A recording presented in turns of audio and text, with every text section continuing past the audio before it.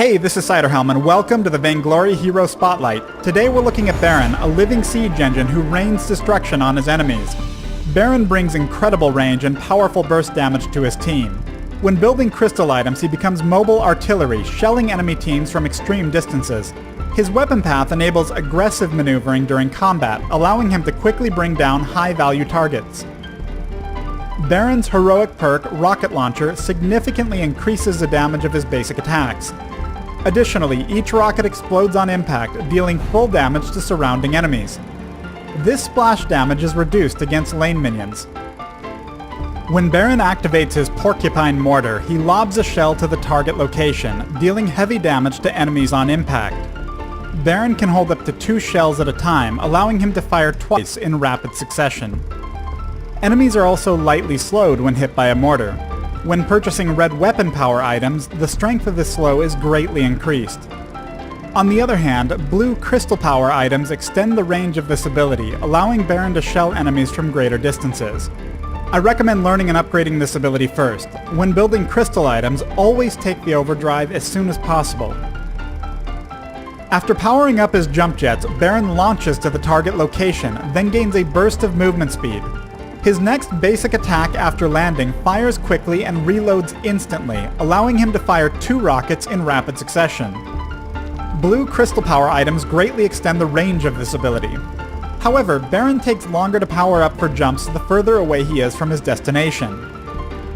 Red weapon power items reduce and eventually remove this power-up time.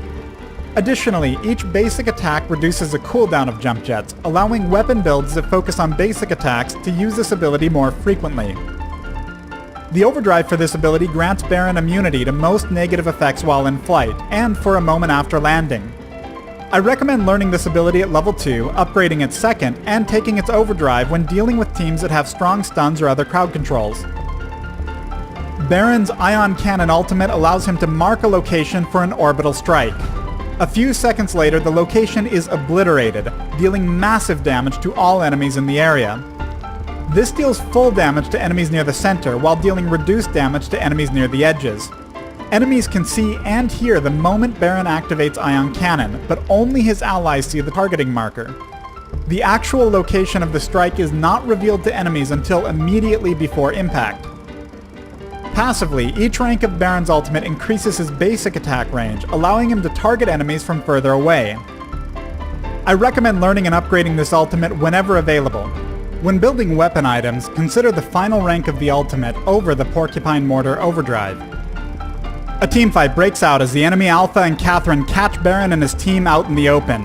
As the enemy Celeste rushes in, Baron fires 2 mortars to block her path.